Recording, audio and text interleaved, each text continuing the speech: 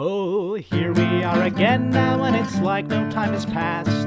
Gazing out upon the sunset as it sinks into the night. Many times it seemed as though a given day might be our last. Face to face with certain death, it's somehow coming out alright.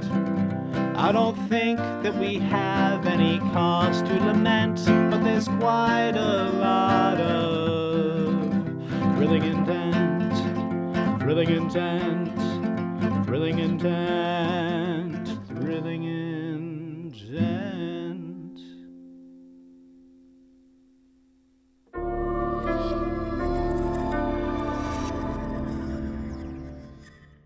Gregor, you start to remember something. You start to remember something that was a hazard for you and Valafi Sr. And your ears perk up, and you manage to catch the fluttering of wings moving down. Moving down the hallway. This crew back here, what are you guys doing? I mean, probably gonna enter the room fully at this point. Gonna wave everybody in. Make sure that Imp gets in here too. Jambalaya Jones is standing guard, like kind of in the doorway. Of course. Smacking a wooden cooking spoon into one hand. Right. Why don't you keep us posted? Gregor, I couldn't help but notice you seem to be lacking weaponry. Yeah, I still haven't found my glaive. Jambalaya offers you his spoon. I wouldn't disarm you, Jambalaya. Jambalaya takes a boxing stance and shows you that he knows martial arts. Oh, well, in that case, sure. He bestows you with the spoon. Thanks. I'm going to interject real quick. I feel like we could do a little bit better than a spoon. Jambalaya looks personally offended. Yeah, I've never killed anything with a spoon before. I've seen people killed with a spoon before, but never done it myself. Where, you know what? Neat. Say, I can't really get you a weapon per se, but I can give you one of my tools if that interests you. Depending on which one I get. Ooh. Oh, like your cool blacksmithing tools. Right, I might be able to... Well, I'm going to have to rifle through them, so basically tell me when to stop. She snaps her fingers. She has a big pair of tongs. Any good? Well, it's kind of glaive-shaped. I mean, you could snap it out like that, and it's a little... It's more unwieldy and terrible. All right, fine. Jambalaya is reaching up for the tongs. There you go. You need to be armed as well. They're like, these are like big tongs. He clanks them together. I imagine the imp just like reaches up, takes them, and then thump down to the ground. Yeah. Right. I have, snaps her fingers again, a wedge axe. This is pretty big. Oh, I have trained with axes before. All right. Would that tickle your fancy then? Yeah, I'll try it out. Can hold it right. 2 hands, swing it like a glaive, but more like an axe. Yeah, you're going to want to go, this is more of an axe kind of day. I'll give it a shot. Yeah. It's around that exact point that you hear the creature rounding the corner slowly. Yes, look, you can research this later if you want, but I'm telling you that right now what we should do is break the sigils and then dismantle these. Young man, I am not your mother yet, but I will be soon, and I want you to put half of your demon soul in this vat of souls for the sake of science. Harlock! Everybody stop talking! And I don't know why! As this thing rounds the corner, it doesn't seem to notice you at first. Are you going to take any action, anyone in here? Boy howdy. Jambalaya Jones squidges back behind the door. I think Mercy is going to immediately, she is going to slide under it because I assume it's, floating and whatnot. Yeah. And because she doesn't have her arms, she does have her legs, and use both of her feet to propel it upwards into the ceiling. Wonderful. Oh, excellent. Okay. Never forget leg day, kids. Thunk! It hits the ceiling. Marcus, you can see this, yes. Yeah, and since Mercy is low down to the ground, I figured he could now hit it with an Eldritch Blast aimed up. You can, yes. That's exactly what he will do. I think what Mercy's going to do in an unintentionally show-offy way, she's going to propel it upwards, but then with her one good arm, hold herself up to pin it to the ceiling. Like in a sick breakdancing move? Yeah, basically. Wow. With her left arm just like laying off to the side because Holy it's not shit, working look right at now. that core strength! I wish I worked out. As soon as Mercy, just plasters this thing up against the ceiling, almost smushing it like a bug, Marcus sees his opening, and seeing one of the heads begin to open its mouth, he targets an Eldritch Blast to slip directly between its teeth. It detonates inside, and the results are, I assume, messy. Yes. It pops like a balloon. It's like shooting skeet. Direct hit. Okay, so we're not doing the sneak thing anymore. We're doing the fight thing. Well, I don't think that we can sneak when it sees us like that. So, I mean, we're still sneaking, technically, because we killed it, right? Well, they seem to have a connection with one another. Mercy picks herself up and dusts herself off. So whatever you're doing with that, you need to do it now. Okay. Look, I hate to say this, but I'm not sure we have time to dismantle all of these. We can try. Do we smash them? No, don't smash them. If you smash them, it's going to make something from the souls, like basically anything, and we can't afford to do that right now. Which would be really cool. Oh, look, I know it would. And could anything be a glaive? No, I kind of seriously doubt that. It could be. Unless we modify the runes, just so, but that's... Didn't you sleep through alchemy class? As a matter of fact, I did. And you're going to, I don't know, tell this doctor of alchemical studies Is this doctor of alchemical studies going to tell me that math says that this thing is definitely going to create a glaive for our friend Gregor? Well, the doctor is Gregor, but I'm saying that it's definitely a possibility. I am? Okay.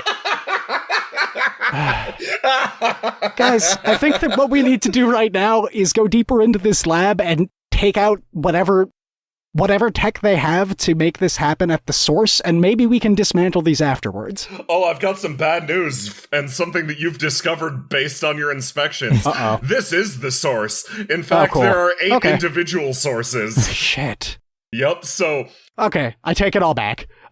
coming up with a boilerplate plan for how you're going to deal with 8 of these tubes, which, as Mercy said, there's probably more things coming at this point, is in your best interests. Gotcha. Tower defense. Tower defense? Tower defense? I don't know what that means. What I want to do is take them all out one by one with teamwork. We should send out these strong people who are very capable of squishing these angels, and you and I can take out all of the sources individually. Okay, well, I think that we might need somebody to help with the physical aspect of smashing them, in which case, Gregor and Mercy, you would, and you, Jambalaya, would all be perfect. Mia raises a hand. I can help with the smashing side of things. Hello? Like, I'm not really confident in my ability to face these things down and survive, but if it comes to just smashing stuff, yeah, I'm good at that. All right. Yeah, That seems easy enough. So for a plan, Harlock, do you want to tell me where to scour off a rune from the top sigil ring? And from then, I think we can safely smash them? Can I do that? Yes. In that case, you all are going to quickly set to work. In the first instance, you guys, you 3, get set up around this pod. Marcus immediately setting to work figuring out exactly the right rune to scour off, Harlock pointing to it. The other crew, how do you guys prepare yourself for the incoming attack? Because you now know they're coming.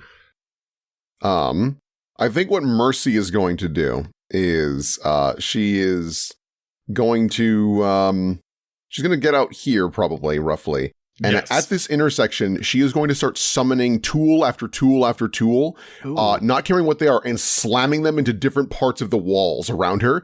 That way she knows what she can grab when. Okay, excellent. Nice. I might grab a couple of those too if I don't like this wedge axe. That is the other hope as well. If you're like, this isn't working, you can just like slam it into a guy and go grab something else. So there's like random tongs, hammers, other implements. I mean, there's even a smelting ladle, if that tickles your fancy. Jambalaya's eyes light up. He ceases attempting to turn the giant pair of tongs into an imp-sized bow and instead gestures to the ladle, questioningly. Are you sure you can handle this? He does a little flexing motion. Godspeed, little man. He salutes. All right, give me those tongs. I like these. These are really useful. Holds them out to you. Okay. Goes use her arms to like open it and realizes, oh, beans. Sorry. Ooh, your arm Okay. still isn't back to normal yet, Mercy? Nope. Jambalaya bends the tongs back into position also. Mercy just nods. Well, we have to make do with the tools we have. Yeah, I'm still feeling a little wiped out from punching magic earlier, so this may be tough. No. Gregor, how much magic did you punch? 2 of them. That's a lot of magic. Yeah. Marcus, you begin your work, but it turns out sleeping through alchemy class is way more of a problem than you thought. You can either have some of the damage reflect back on you, in which case you take a wound, or you can, in one or more ways, make the situation more difficult or complicated. I think that I'm going to take the wound. Take the wound? Okay. So, in this case, mid-scouring, lightning dances back and traces its way up your hand. You take the wound, but yeah, you're feeling it. Ow, crap, ow. But you can keep on soldiering on. Maybe it would be more receptive if you put your demon soul in it. Look, it's not that easy to just put my demon soul in every single little cantrip. You Where managed there's a to will, there's a disable way. You managed to disable this, and Mia behind you swings up her blade and smashes through the side, freeing the souls inside. You managed to successfully dismantle this one, and you move on to the next. Okay. Out here, you guys see something approaching, actually. It moves from...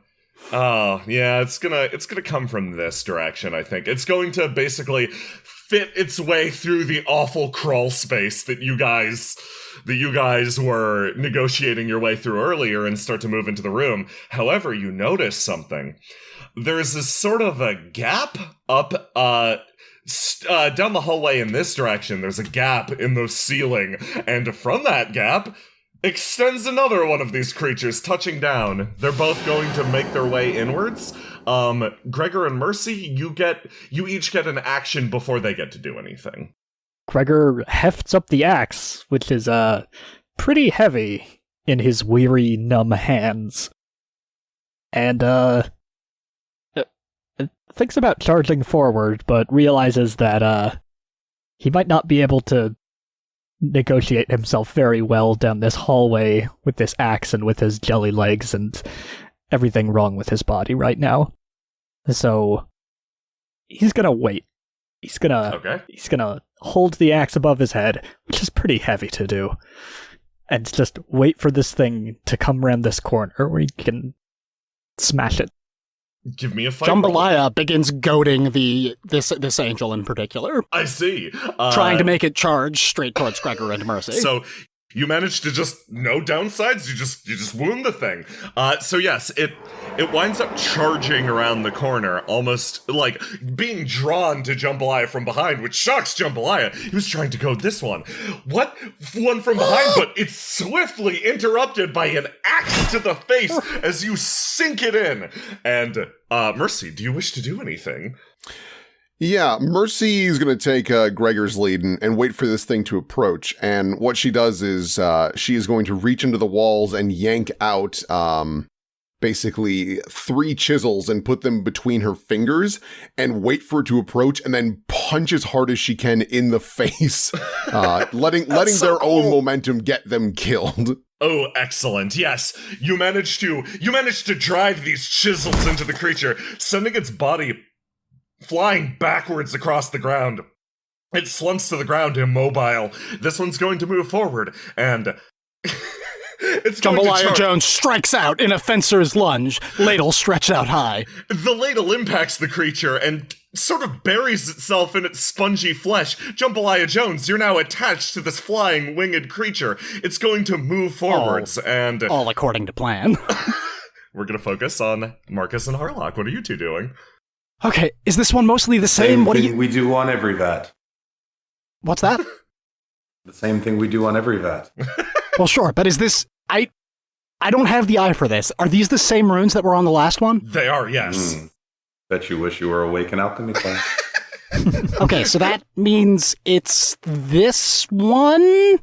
This time, Marcus very carefully spawns a dark scouring on the very tip of one finger so that he can just, having talked of scalpels recently, he goes for a surgical approach. Excellent. Okay, so yes, the two of you managed to effectively dismantle this one in an instant. You managed to, exactly the same as last time. You managed to go through, repeat the process, scour the runes, strike it off. Yes, good, done.